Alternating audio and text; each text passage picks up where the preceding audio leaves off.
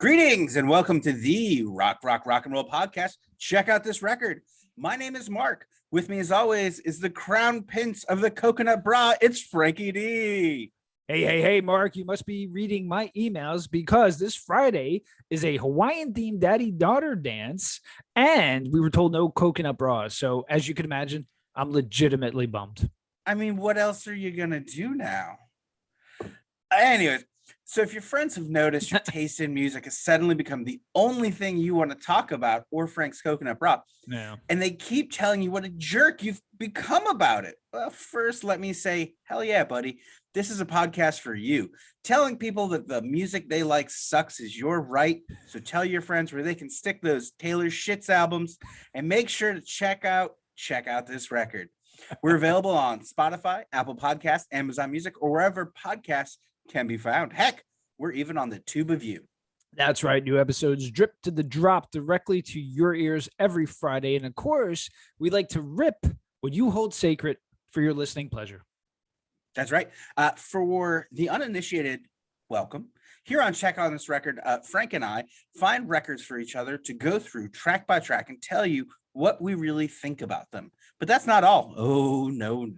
We have a wide array of musical discussions, like in our Spotlight series, where we dig into a band's catalog like a couple of grave robbers and see what's worth a damn and what's just fertilizer. Or in our Versus series, we pit two albums against each other and they duke it out for total stereo domination. Oh, yeah, buddy. That was a good one. Yeah, man. Now, if social media is your Jimmy Jam, be sure to check us out on Instagram or the True Boomer Purgatory Facebook, which I managed to log myself out of and can't get back in, where we have a group thingamajig where you can continue to roast all of your favorite musical sacred cows, except now I can't.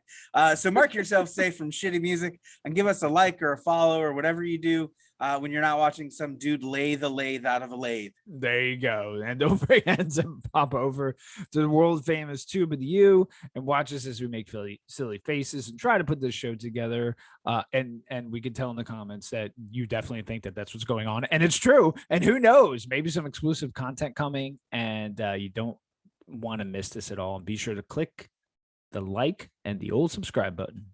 That's right. Today on the program, Frank and I are taking a look at the Flatliners 2017 album, Inviting Light. And while doing my research for the band, I really wish I had suggested we do a full-blown spotlight, Frank. I'd mentioned that to you before. Sure Stylistically, did. The Canadian foursome have made two pretty distinct turns musically. Before we get into that, let's start with who the Flatliners are. We have Chris Cresswell on guitar and vocals, Scott Brigham on guitar, John Darby on bass, and Paul Ramirez on drums. Formed in 2002 as a ska punk band, they released their first album, Destroyed to Create, in 2005 on Stomp Records and Union label Group. 2007 saw the band move to Fat Records with the release of The Great Awake. This is where the band made their first sonic change as they dropped a good chunk of the ska from their signature ska punk sound, leaving only a few hints of the old sound to be found. 2010 would bring the band's third full-length, Cavalcade, again on Fat, and like The Great Awake before it, there is far less ska and more straightforward skate punk.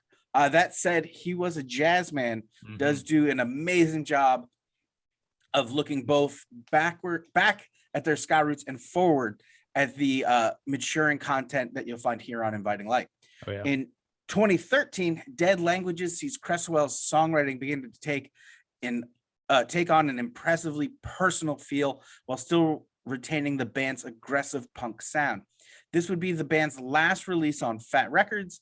Thanks to retrospect, we can hear the foundation for how an album like Inviting Light would have come out of the well-seasoned punks. Hey, Kevin. There you go. Frankie, do you have a favorite among the Flatliners catalog pre-Inviting Light? Yeah, it's tough because this is the tale of two bands. I first caught wind of them via the song Gullible from Destroy to Create. So that album I always took to on the early side of the band. However, Dead Language to me really took that turn. I enjoyed singing the band while still keeping things engaging. Songs like Birds of England, Caskets Full, and So My Mouth Shut made me realize, holy shit, old Cresswell has a really, really good voice. Yeah, yeah, absolutely. Oh, well, that brings us to 2017's Inviting Light, released on Rise Records, and what many music writers called the band's biggest cause of whiplash to their fans. Frank, you got that neck brace on, brother? Secured and ready, brother. Excellent. Track one, Mammals, for the opening ominous note, from the opening ominous notes, we know immediately that this isn't going to be like the past albums from the band. It's heavier, darker, and most obviously not as punk rock punchy or fast. All of that in just the opening minute to set the tone for the album. Thematically, Cresswell seems to be addressing the idea that beyond being human at our most animalistic, people are no more than animals, even going as far as to classify the species with the title of the song. Frank, lots to unpack in the opener. Like, what are your thoughts? Man, those opening notes set the tone and match what the record is setting us on the path for. Inviting light, right? There must be a reason for its invitation, and that's probably due to the darkness we possess. What's really great about this tune is that Chris's voice is just crystal clear. And I'm going to say this a lot in this episode, but to pull off these songs, you need to know how to sing and not just yell into a mic. So yeah, absolutely. Track two, Hang My Head. I love the balance coming in off the darkness of Mammals by jumping right into a mid-tempo number without missing a beat. Cresswell's gravelly scream paired with the harmonized backing vocals and gut-wrenching honest lyrics make for a cathartic number that I keep returning to time and time again. Frank, you hang your head over this track, or are you rocking out with me? Rocking out in 1,001 different ways, man. A great rock and roll centered intro with these abrasive vocals, and then they simmer down and they get clear and precise. This is 2017, right? So Cresswell's solo record via One Week Records, Joey Cape, came out in 2014. And he was added to the Scorpios lineup in 2017 as well. That could maybe also attribute to the small reason we're seeing this change, along with growing up. Just a little bit all wrapped into one. And all in all, this is a great tune, Mark. Absolutely. Track three, Nicotine Lips, another track I'm just obsessed with, Frank. Check out these lyrics. Hey, quit trying to fan the flames. Let the embers settle in caution. Let the embers settle in, because nothing gold can stay. But you can always spray paint it again. Smoke your life down to the filter till you're coming close to blowing smoke. What a great line. So recognize your ghost is running out of rope. Cresswell is taking a knife to someone's ego here, it feels like. Who is unclear, but what is clear is he's had enough. Frank, what says you? Well, I'm obsessed with this song as well. Such a well-written tune. And here's another time for me to highlight, again, the voice. The coming close to blowing smoke part takes someone with a really talented voice to sing. I was playing it on the acoustic guitar the other day. I couldn't get anywhere near the tone at all, even if I make the tuning flat. It's a good old rock song with punk and hardcore influences, and it's my favorite on the record. Yeah, absolutely. Track four, Indoors, what we can assume is an introspective number about what it's like to live in one's own head. What I love is how musically the band has very large and open sound here, really giving Cresswell's lyrics and vocals room to work with and work itself out, highlighting the lyrics by creating that space rather than overstuffing it with too much sound. Frank, this one can be pretty heavy. Where are you at with it? Very mature all the way around, from the music, the intro solos, which are really cool, vocals and reflective lyrics. The band is putting themselves out there, toning it down, and giving really people the opportunity to if you wanted to play that ticky-tack game, where, hey, can you spot out maybe if there's any flaws in these songs? Well, guess what? You can't, because the song is awesome. And I give the band massive props for giving it to us. There's a really fun music video. You can find that on YouTube for Indoors as well. Track 5, Human Party Trick. Frank, check out these lyrics. Did I make you some promise to be bound to struggle still, to a decade lived dishonest, where at least the feeling's real? I hope it's real. Holy crap, man. Whew. I know, listen, Cresswell's younger than us, but he's talking to the midlife crisis in us all, or at least to me and you right now, Mark. That's fair, yeah. It's so difficult to look at ourselves, and the music matches that clashing of feelings as we go through this.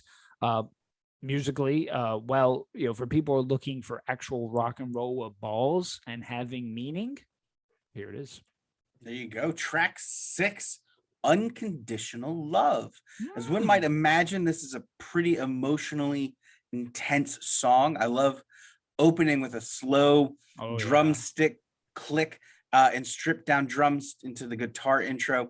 The Flatliners really take their time to build this number up across its 4-minute runtime.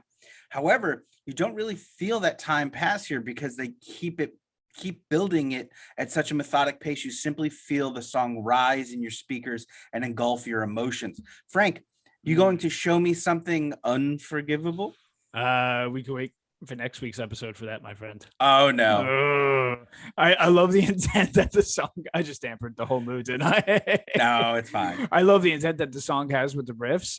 It's not just chords being played. They really wanted to make the guitars stand out and display that they know how to play it. I mean, listen, when Hot Water Music is looking for someone to join / help out, how could it not be Cresswell from the singing and the guitar playing? Like, it makes total sense why he would be the one. Yeah, absolutely. Track 7, Burnout Again. If you've got this on vinyl, you know that we've made it to the B-side. I think we're getting an honest look into the mind and heart of a band like this that have been on the road for over a decade at this point in their careers, and what it takes to keep going. That said, it's easy for anyone who's been burned out to identify with and hopefully feel less alone in knowing that you're not the only one struggling. Hey, Mark, he's been reading self-help books again. Frank, your thoughts? Really nice melodic guitar and great melody on the vocals. There's a 90s flair in the chorus, but it's a quick appearance and it doesn't dictate the whole song. Listen, these guys were young when they hit the road. I'm thinking 17, if I remember the interview I saw, right? And they made their pass. So I'm sure this album is like that sweet spot for the time period to reflect for that. Absolutely. Track 8, Infinite Wisdom. Holy shit. This is another one of my favorites on the album. So the band comes bashing in, setting up amazingly the angsty nature of this number. It feels like maybe the band's loudest and angriest number on the album, but it's a positive rage. I feel like where the album cover hints at the light in the dark, we're seeing that light come to fruition as self-confidence really takes a step forward in his writing. Frank, what the hell am I talking about? Listen, this is another great vocal melody. I love how the chorus gets nice and big, and they do something that I can do when writing songs is they have this aggression while being slightly dark, but then giving us the hint of light, again, inviting the light. Amazing song, and this is definitely up there with Nicotine Lips as one of my favorites. Absolutely. Track 9, Sympathy Vote. Another one I'm going to point out lyrics on because they're just stellar. And for all we know, you were a landslide bringing victory home. But the story goes, they had their hands tied to the sympathy vote. Frank, I have to tell you, man, I'm falling more and more in love with Cresswell's lyrics as this album goes on. Am I getting your sympathy vote? Always get my sympathy vote, man. Not many bands mature like this. Menzingers are one that come to mind. Red City Radio as contemporaries here. These people, they grew up too, right? And this is how they express themselves, and I'm all for it. Absolutely. Track 10, Wedding Speech. The band has picked up the tempo again here, still not in terms of their punk and ska punk roots, but we're so far into this album that you're still looking for that. You just haven't been paying attention to what's going on. So, Yeah, knock pretty it off. much. Yeah. What I love here is that underlying note of positivity through the bleakness. Really strong number here, Frank. Your thoughts? Yeah, so this is a blend of punk and rock that really brings it all together in a song for me. And maybe sometimes it doesn't have to look all bleak as we are throughout the day or each day, just trying to sift through the darkness and get to the light. I'm all for inviting light into life and using this album as its influence. Excellent. Track 11, Chameleon Skin. Here we get a stripped down acoustic number that's packed with atmosphere and heartache. The band really uses the studio wonderfully here to create this vast open sonic landscape, making you feel like you're in a field under the stars with them as a time-lapse stars to kind of pass in the distance. You're just watching it. I love this is the setup for the closer of the album that builds the anticipation so wonderfully. Frank, Yeah. you got any Chameleon Skin for me? I sure do, man. And we see these stripped down acoustic songs on the Cresswell 1 Week record. In an interview that I watched, he said something along the lines that he never really wrote songs like this. And let me tell you that he's a very strong songwriter with songs like this. So this to me is like a nighttime driving song for when you're alone and you're just feeling that you need to clear your mind. Beautiful tune. Beautiful tune. All right, last track, number 12, ready. No Rhodes. Wow. I know this album moves fast, man. It's crazy. Dang. It's been said that we're I screwed up my own joke. It's been said that where we're going, we don't need no roads, Frank. Another melancholy number from the band here as they build up the closing number from the ground up. The weight of the road weighs heavy on them here, despite how deep it is in their bones. A bittersweet ending, perhaps. What says you, Frank? So, No Roads is an appropriate title for what I'm sure has been going on for a group of young kids to endure. It's not the life for everyone. I know I couldn't do it, and I like the intimate window view of what they were going through, and that's shown in the song.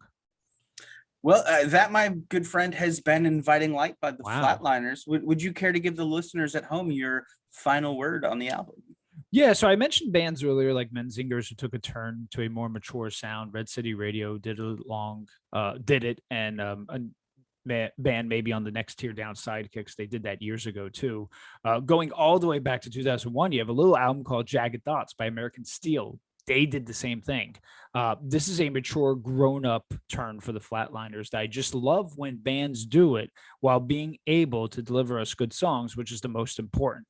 And it's not like I dislike the earlier records. It's just that they are not at that point anymore. So why come off as being inauthentic, or worse, have it sounding like they just don't care? So this was the turn that they wanted to make, and it feels natural.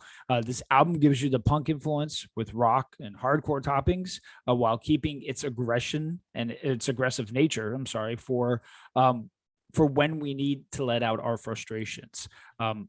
This album also allows us to have invite some light, and it's okay. Cresswell, he's blossomed as a singer, lyrically, such compositions for the song compositions and vocally. Songs like Nicotine Lips, Indoors, Human Party Tricks, Sympathy Vote, Chameleon Skin all show you the progress that he's made as a songwriter, and he's got definitely the chops. And best yet, these aren't shackled by a time frame of a genre, which kind of almost even makes them timeless. So, Mark, to me, this is a great album. 9 out of 10 for me.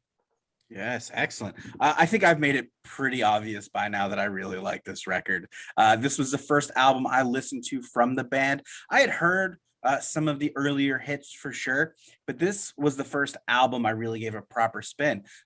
So unburdened by their past catalog to compare to, I was really able to crawl right into Inviting Light.